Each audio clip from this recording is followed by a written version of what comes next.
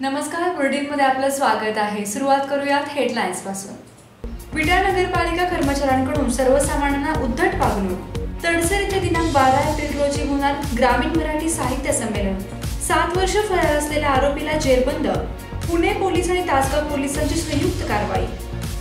विट्यात पाणी फाउंडेशनची आढावा बैठक संपन्न। सांगलीत एसटी चालकाची सुट्टी नाकारल्याने भावजयचे प्रेत एसटी स्टँडवर। कवटेमंकाळ येथे युवती राष्ट्रवादीच्या प्रदेशाध्यक्ष स्मिता पाटील यांचा वाढदिवस मूकबधिर शाळेत संपन्न। सांगलीत एसटी महामंडळाच्या अवैध वडाप ट्रॅव्हल्स यांच्याशी संघर्ष। वाढते डिझेल व घटती प्रवासी संख्यांमुळे एसटी तोट्यात।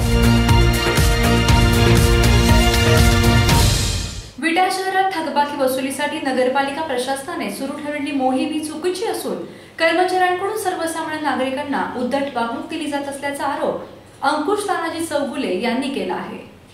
शहरात नगरपालिका थकबाकी वसुलीकरिता काही चतुर्थ श्रेणी कर्मचारी आहेत। ते सर्वसामान्य गोरगरीब जनतेशी सरळ बोलत नाहीत। पैसे भरणाऱ्याला ते थांबायला वेळ नाही, आम्हाला जागेवरच नळ कनेक्शन कट करायला सांगितले आहेत असा दम देतात। नगरपालिकेने शासकीय करांची वसुली केली पाहिजे, पण ते करत असताना लोकांना कर्मचारी ज्या पद्धतीने वागणूक देतात ती चुकीच्या पद्धतीने वसुली करतात। शहरात एवढे मोठे कर्जदार असताना त्यांच्या कोणत्याही प्रकारची आजपर्यंत कारवाई केलेली नाही। त्यांना उलट पाठीशी घातलेलं आहे। आणि आता जो त्यांचा कर्मचारी वर्ग आहे ते वसुलीला आल्यानंतर एखाद्याची अडचण असली 10-15 मिनटं 1 तासभर थांबा, तर ते उद्धटपणे लोकांशी बोलतात, आम्हाला थांबायला वेळ नाही किंवा जाग्यावर कनेक्शन कट करायला सांगितलेले आहेत। ही जी त्यांची पद्धत आहे ती सामान्य लोकांची प्रवणूकच या पद्धतीनं त्यांची पद्धत आहे वसुलीची। तर त्या वसुलीच्या पद्धतीत त्यांनी बदल करावा। पालिका प्रशासन किंवा कर्मचाऱ्यांना त्यांनी प्रशिक्षण देण्याची व्यवस्था करावी। याबाबत नगरपालिका मुख्याधिकारी महेश रोकडे यांच्याशी संपर्क साधला असता ते म्हणाले, सन 2016-17 या चालू वर्षासाठी महाराष्ट्र शासनाकडून नगर विकास विभागाकडून नगरपालिकेनं थकबाकी चालू वसुलीचं 100% वसुली करण्याचं टार्गेट नगर परिषदेला दिलेलं आहे। आणि ते 100% टार्गेट पूर्ण करण्यासाठीचा एक कृती आराखडा शासनातर्फे नगरपालिकेनं दिलेला आहे। आता या अनुषंगानं विटा नगर परिषदेची 100% वसुली करण्यासाठी विटा नगरपालिकेनं वेगवेगळ्या 12 झोनमध्ये वसुली लिपिक आणि त्यांच्याबरोबर वसुली करण्यासाठी एक पथकाची निर्मिती केली होती। बऱ्यापैकी 75% शहरातील वसुली ही शांततामय रीतीनं नागरिकांनी स्वतः भरून झालेली आहे।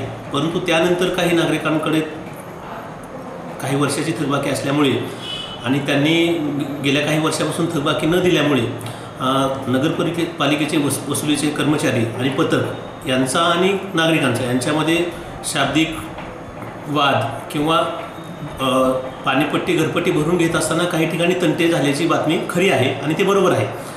तथापि नगरपरिषदेच्या प्रशासनातर्फे सर्व वसुली पथकांना नागरिकांकडून वसुली करून घेत असताना सौजन्यानं वागावं, त्यांच्याकडून कशी नगरपरिषदेची वसुली होईल या अनुषंगानं आम्ही त्यांना निर्देश दिले होते।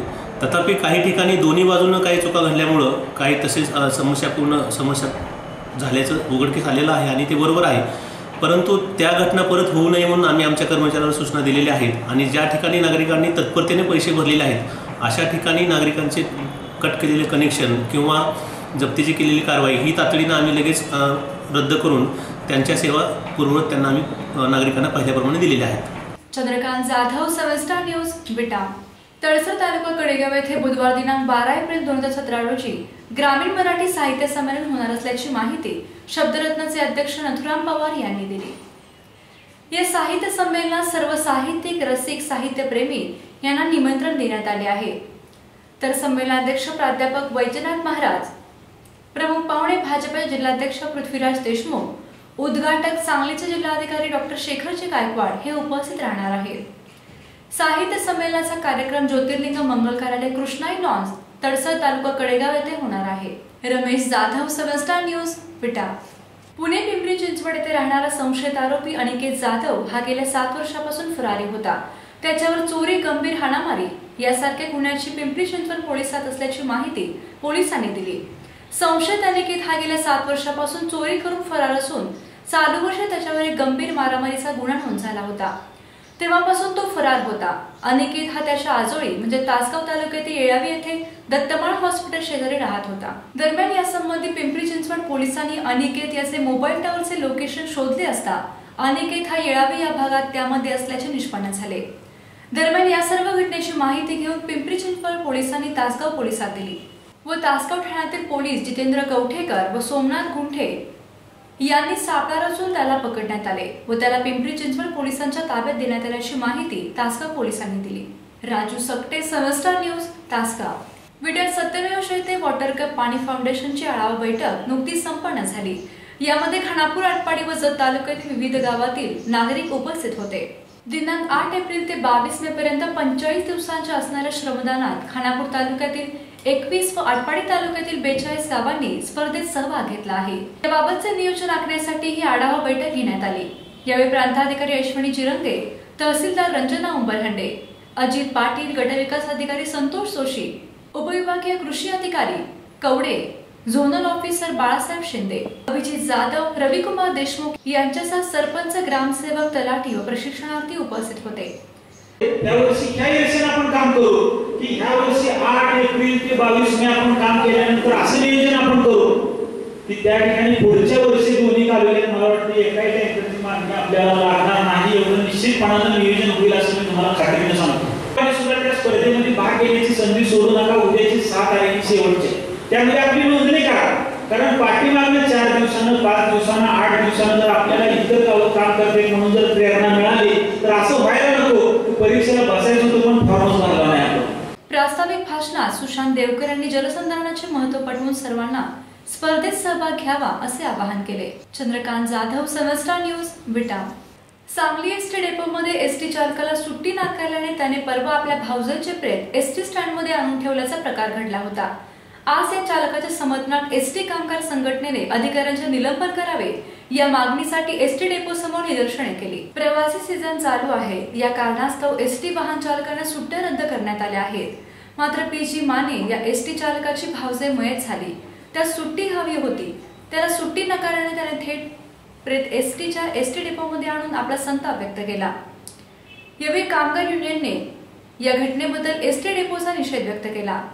दरम्यान आज या चालकाच्या समर्थनात एसटी कामगार संघटनेने अधिकाऱ्यांचे निलंबन करावे या मागणीसाठी एसटी डेपो समोर निदर्शने केली।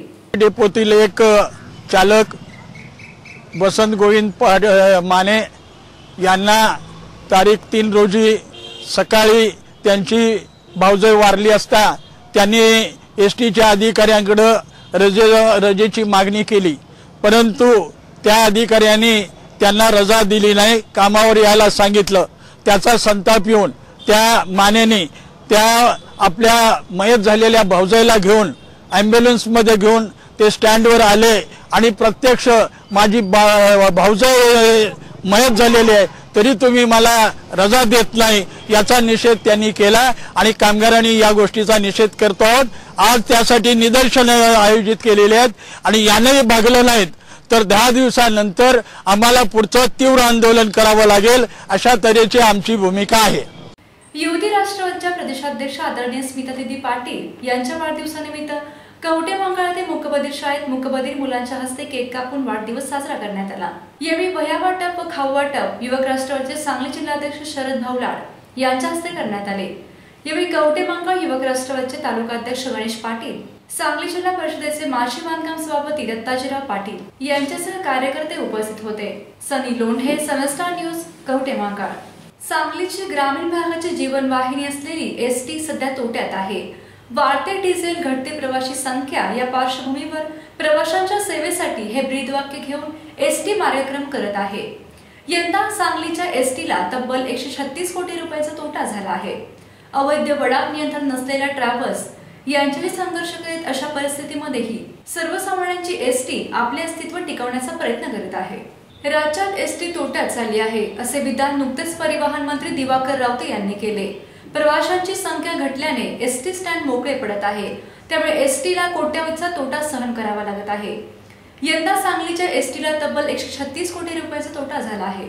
अवैध वडाप नियंत्रण नसलेल्या ट्रॅव्हल्स यांच्याशी संघर्ष करीत अशा परिस्थितीमध्येही सर्वसामान्यांची एसटी आपले अस्तित्व टिकवण्याचा प्रयत्न करत आहे. सांगली विभागामध्ये महामंडळाचा तोटा कमी होण्यासाठी प्रवाशांच्या मागणीनुसार ज्या काही गाड्यांच्या फेऱ्या वगैरे आहेत त्याचं सुसूत्रीकरण आम्ही मोठ्या प्रमाणावर सुरू केलेलं आहे. आणि या सुसूत्रीकरणातून जेव्हा प्रवाशाची आवश्यकता आहे त्यावेळी त्या गाड्या त्यांना उपलब्ध करून दिल्यास त्याचा नक्कीच महामंडळाला फायदा होईल व होणारा तोटा कमी होईल. हा तोटा होत असताना प्रवाशांच्या गरजा लक्षात घेतल्यामुळं त्याचा चांगला रिस्पॉन्स आम्हाला मिळतो आहे. त्याचवेळी प्रवाशांच्या ज्या मागण्या आहेत की त्यांना गाडी सुट्टीच्या कालावधीमध्ये जास्त कुठे जायचं असेल त्या गाड्या सुरू करण्यासाठी आम्ही प्रयत्न केलेले आहेत. त्याला बऱ्याच अंशी वरिष्ठ कार्यालयाकडून आम्हाला मार्गदर्शन व संमती मिळाल्यानं त्याही मार्गावर आमचा सांगली विभागाचा फायदा होईल व प्रवाशांनाही सोयी उपलब्ध होईल व महामंडळाचा फायदा होईल अशा तऱ्हेचं कामकाज आम्ही या येणाऱ्या गर्दीच्या हंगामात करणार आहोत. सध्या एसटीने प्रवासी वाढवण्यासाठी प्रयत्न चालू केले आहेत. गतवर्षी सांगलीहून पुणे, कोल्हापूर, इचलकरंजी बिनावाहक सेवा सुरू केली आहे. सांगलीहून कराड, वाळवा, तासगाव, कवठेमहांकाळ अशा ठिकाणी बस सेवा वाढवण्यात आल्या आहेत. त्यावेळी प्रवाशांच्या संख्येत मोठ्या प्रमाणात वाढ झाली आहे. तसेच 2 दिवसात प्रवासी वाढावेत म्हणून स्वच्छता, प्रवाशांना एसटी मध्ये बसण्याची सुविधा, पाणी वाटप करणे यासाठी स्वतंत्र कर्मचारी नेमण्यात येणार आहेत. Arun modak, 7 star news, Sangli. पुन्हा भेटू ताज्या व ठळक घडामोडींसह. पाहत रहा 7 स्टार एक्सप्रेस. नमस्कार.